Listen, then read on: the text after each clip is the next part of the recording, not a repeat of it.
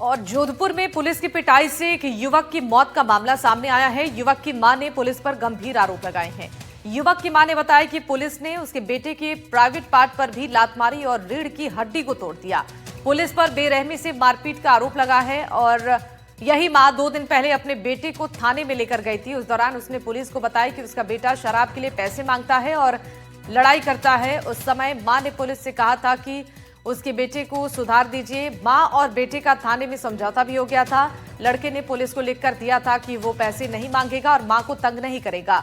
मां इंदिरा का कहना है कि उनका बेटा अनुपम 2 महीने से घर पर था। पहले जयपुर में एक कंपनी में काम करता था और यहां से 2 माह से घर पर ही था। उसे शराब पीने की लत लग गई थी और इसकी वजह से वो शराब के लिए पैसे मांगता था और झगड़ा भी करता था और इसलिए उसकी शिकायत लेकर मैं भगत कोठी थाने गई थी। लोग आए थे जिन्होंने थाने पे बताया कि हमारे मोहल्ले में रहने वाली एक महिला है जिसके बेटे की मृत्यु हो गई है संभवतः, और वो हमें हॉस्पिटल नहीं ले जाने दे रही। एक बार पुलिस को मौके पे भेजा जाए, जिस पर तुरंत जो डीओ हैं पद्मा जी, वो तुरंत मौके पर पहुंची और वहां से जो अनुपम करके जो व्यक्ति थे, जो उस वक्त संभवतः देख के ही लग रहा था कि खत्म हो चुके थे, अनुपम के बॉडी को फिर एमजीएच हॉस्पिटल लेके गए और हॉस्पिटल के बाद उसको अभी बॉडी को मॉर्चरी में शिफ्ट करवाया गया है। दारू के लिए बहुत तंग कर रहा था, मेरे को मुक्का मार दे। जब मैं तो गुस्सा से गई मैं थाने, मैं बोली साहब इसको बचा लो। साहब बचाने की जगह इतना मारा कि मरी गया मेरा बच्चा। पुलिस वाले ने इतना मारा, लाठी जूता खूब मारा। आप कैमरा चेक कर सकते हैं परसों का। मैं हाथ जोड़ रही, बचा लो मेरे बच्चों को, मत मारो मत मारो। वो बाल नोच नोच के मार रहा था, इतना मुक्का फांसी तोड़ जाए, आगे मार दिया। इस खबर पर ज्यादा जानकारी देने के लिए हमारे साथ संवाददाता अरुण जुड़ चुके हैं। अरुण, देखिए, मां ने पुलिस पर गंभीर आरोप लगाए हैं कि बेटी की पिटाई की वजह से उसकी मौत हो गई। इस पूरे मामले को लेकर क्या जानकारी है? क्या कुछ शिकायत दी गई है मां की तरफ से?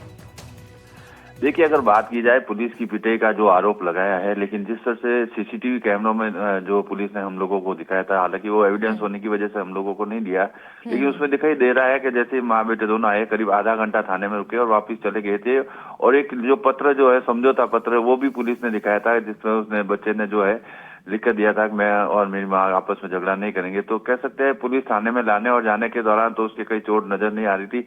अब ये आरोप जो लगा रही है वो मेडिकल पोस्टमार्टम रिपोर्ट के बाद में जो है पुलिस ये कह रही है कि जो पोस्टमार्टम रिपोर्ट आएगी उसमें स्पष्ट हो पाएगा कि क्या कारण है, अत्यधिक शराब के कारण से हुआ या और किसी अन्य कारण से, क्योंकि लगातार शराब सेवन करने के साथ उनका रोजाना झगड़ा होता था। साथ ही जो है उनका चरित्र भी जो है पुलिस के सामने संदिग्ध आया। तो पुलिस अब हर एंगल से इस मामले की जांच कर रही है कि ये ऐसा आरोप क्यों लगा रही। खुद अपनी मां लेकर आई थी बेटे को और साथ में आधे घंटे बाद ले जाती है, 2 दिन बाद जब घर में मौत हो जाती है उसके बाद पुलिस पर आरोप क्यों लगा रही है। तो ये सारे जो बिंदु है उस पर पुलिस जांच कर रही है और पोस्टमार्टम रिपोर्ट आने के बाद में पूरी स्थिति स्पष्ट हो पाएगी क्या वाकई पुलिस की टॉर्चर से इसकी डेथ हुई है या कोई अन्य कारण है। ठीक है, बहुत शुक्रिया अरुण तमाम जानकारी साझा करने के लिए।